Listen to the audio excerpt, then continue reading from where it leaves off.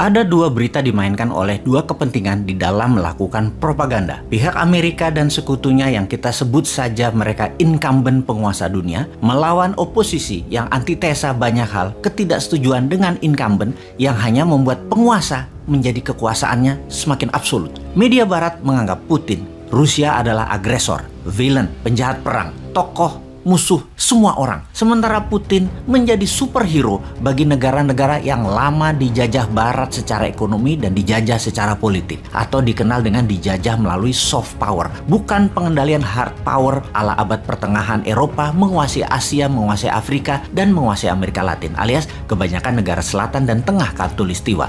Sebelum melanjutkan, sangat disarankan sahabat mensubscribe channel Bosman Official satu lagi untuk memahami sejarah Soviet berdiri dan bubarnya Soviet, karena akan dijelaskan detail di sana. Para negara terjajah menganggap Putin adalah war hero dan pahlawan yang akan mengalahkan Thanos, Amerika dan sekutunya Thanos itu. Temannya Putin adalah Xi Jinping yang pandai memainkan posisinya dengan muka dengan seribu muka. Separuh kaki di barat, separuh kaki di utara, dan pastinya injek Afrika dan Asia Tenggara. Jadi dalam propaganda, Putin menggunakan kata-kata menyelamatkan Ukraina dan rakyatnya dari penjajahan Amerika dan sekutunya. Dalam propaganda barat, Putin adalah agresor yang haus kekuasaan dan haus darah seperti Hitler. Namun, kita yang jauh ribuan kilometer dari tempat bedil-bedilan konflik tersebut harus menjadikan hal ini pelajaran. Kita harus perdalam banyak hal agar paham lebih jauh lagi. Walau di tengah-tengah kekisruhan harga minyak goreng yang naik 100% dan langka, di tengah-tengah ingin nambah jabatan diperpanjang, kita harus kepala dingin belajar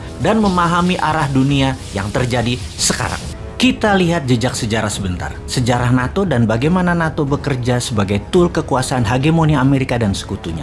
NATO, Organisasi Pertahanan Atlantik Utara, dibentuk pada tahun 1949 dengan tujuan utama mencegah ancaman ekspansi Soviet di Eropa setelah Perang Dunia Kedua.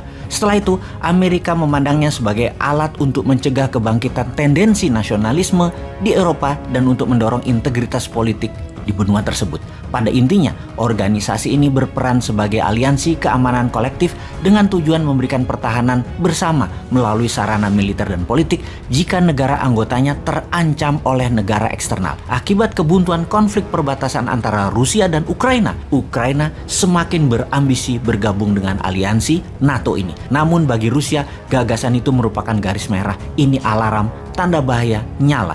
Di sisi lain, setelah hancurnya Soviet, ada sejumlah bekas anggotanya yang kemudian merapat ke NATO.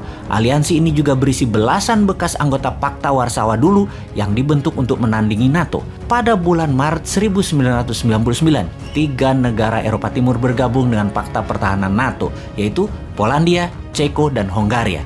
Ketiga negara ini dulunya adalah anggota Pakta Warsawa yang dikendalikan oleh Soviet. Tapi perluasan NATO tidak berhenti pada 3 negara itu saja. Di tahun 2004, 3 negara Baltik, Estonia, Latvia, Lituania juga masuk NATO. Sebelumnya, ketiga negara ini termasuk kawasan Uni Soviet. Ketika Soviet bubar, ketiga negara kecil ini langsung menyatakan kemerdekaannya. Masih ada 4 negara Eropa Timur lain yang bergabung dengan NATO di tahun 2004, yaitu Bulgaria, Rumania, Slovenia, dan Slovakia. Lalu di tahun 2009 ditambah lagi, Albania dan Kroasia juga memutuskan masuk NATO.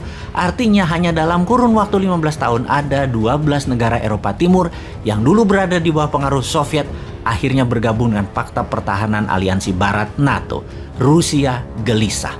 Dalam pertemuan puncak NATO di 2008 di Rumania, Presiden Rusia Putin menyuarakan kegelisahannya dengan perluasan NATO tersebut. Dalam konferensi pers, Putin mengingatkan munculnya sebuah aliansi militer di perbatasan Rusia bisa dilihat sebagai ancaman langsung ke Rusia. Ketika itu NATO sedang membahas kemungkinan masuk Georgia dan Ukraina, tapi sebagian besar anggota NATO menolak perluasan lebih jauh karena sadar akan ada pertentangan dari Rusia. Pendahulu Putin, Boris Yeltsin, juga dulu sudah mengingatkan bahwa perluasan NATO ke timur akan menjadi hal yang mengkhawatirkan bagi Rusia. Akhirnya diputuskan pembentukan sebuah forum yang dinamakan Dewan NATO Rusia untuk melakukan konsultasi keamanan secara kontinu.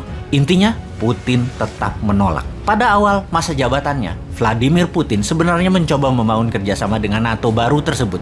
Namun lama-kelamaan Putin makin kecewa terhadap NATO, apalagi setelah aliansi militer itu di tahun 2004 menerima keanggotaan 3 negara Baltik. Kalangan politik dan sebagian besar warga Rusia sampai saat ini masih khawatir negaranya, Rusia, dikepung oleh Barat. Kalau dari sisi New Mind, maka dapat disimpulkan memang ada kesalahan besar dan pesan politik yang salah ketika NATO membahas kemungkinan masuknya Ukraina dan Georgia. Itu politik yang buruk. Sikap NATO ketika itu menambah kecurigaan Putin bahwa pihak Barat hanya ingin mendominasi dan mendikte Rusia. Inilah yang membuat krisis Ukraina saat ini makin rumit, karena bagi Rusia, Ukraina harus diambil alih. Dalam pemikiran solusi New Mind, NATO seharusnya bekerja sama dengan Rusia karena masih banyak tantangan global ke depannya. Misalnya, berperang melawan terorisme, perang iklim atau climate change, mainannya globalis, mengendalikan pandemi, ekonomi, toolsnya big pharmacy. Sungguh, NATO dan Rusia punya kepentingan keamanan yang sama kalau diarahkan demikian. Sungguh, semua itu peran New Mind Indonesia besar sekali ke depannya. Ngarep ya?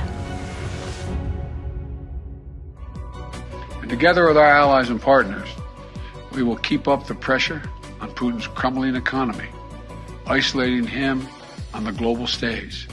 That's our goal. Make Putin pay the price, weaken his position, while strengthening the hand of the Ukrainians on the battlefield and at the negotiating table.